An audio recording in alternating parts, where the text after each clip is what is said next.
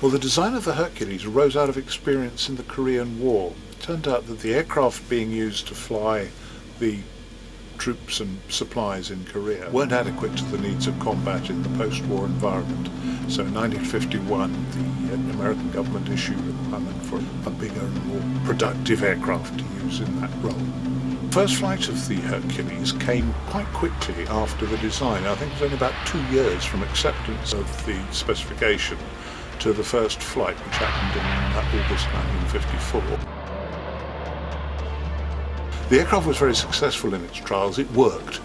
Not a lot of modification was required, and I think deliveries started in 1956. So that was quite quick from a prototype flying to actually being delivered for service. There was a requirement for an aircraft to support British troops and forces around the world. One of the easiest and quickest ways of getting the aircraft needed was to buy an aircraft off the shelf, which was what the RAF did in the mid-1960s. There were other British aircraft that were doing similar jobs, but the Hercules was available, and available quickly at not very much cost.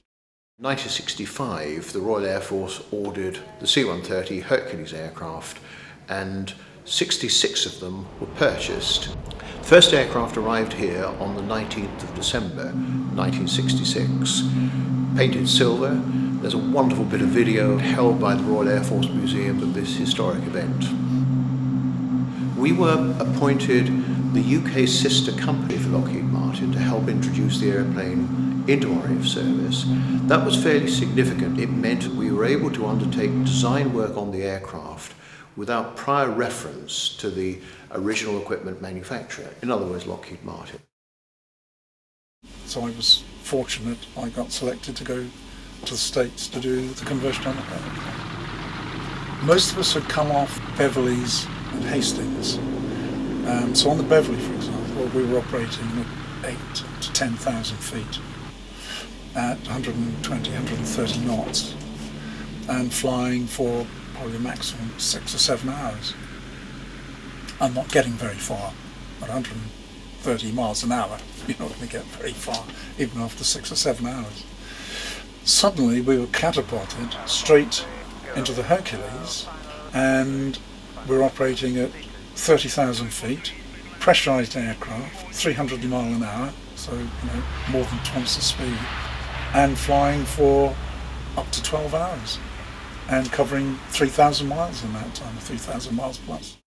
Whereas on the Hastings you flew around the world at 7,000 feet. Suddenly in the Herc you were flying now up in, up with the jets at 25, and in fact the highest I ever flew in a Herc was at 35,000 feet. The other thing of course that was not popular was the Herc could fly a lot further in the time available. So whereas for example on the Hastings you can Malta, into the bar, night stop, few beers, get up, Cyprus, in the bar, few beers. With the Herc suddenly we could fly to Cyprus and back in a day. Well, I don't like this idea, all the fun's going out of it. So that sort of Biggles aspect of it disappeared. It became much more controlled and I suppose in a way more professional, really. I had trained on the Vickers Varsity, which was a 1940s, 1950s aeroplane. On the Hercules it was much more advanced, much more space. It was enormous. You had this enormous hold. You could carry 62 paratroops. You could carry enormous quantities of cargo. You could land in fields. You could do tactical takeoffs and tactical landings, or you could fly long distances at 25,000 feet. At the age of 23, I was off flying down route with a crew in a Herc, and we used to go to RAF Akrotiri, then to RAF Madeira, RAF Gan, and then Singapore and into Hong Kong. We used to drop paratroopers on a regular basis, up to 90 of them. British Army, territorial, out of the back doors in sticks at Weston on the Green. Or we used to have occasionally big formation exercises called JAT-4, and that was 36 Hercules in formation, low level, at night, across the Channel to Europe, dropping troops and stores on side-by-side DZs, and then fly all the way back. But a magnificent sight, 36 Hercules in formation, low level. Quite something. Well, in Iraq and Afghanistan, the Hercules was again much in demand because Iraq is a large country and you need to get a lot of people into remote strips again. And in Afghanistan, delivering stuff by road can be really seriously difficult. It can be 2 days of fighting your way through to a target, vice a Hercules 40 minutes to deliver what you need. The Lockheed company who were involved in the design or produced the successful design produced quite a lot of innovation for this. They took an idea, wasn't original to them, that was of the loading ramp at the back. This was a very clever idea because it meant you had unrestricted access to the whole of the rear of the aircraft.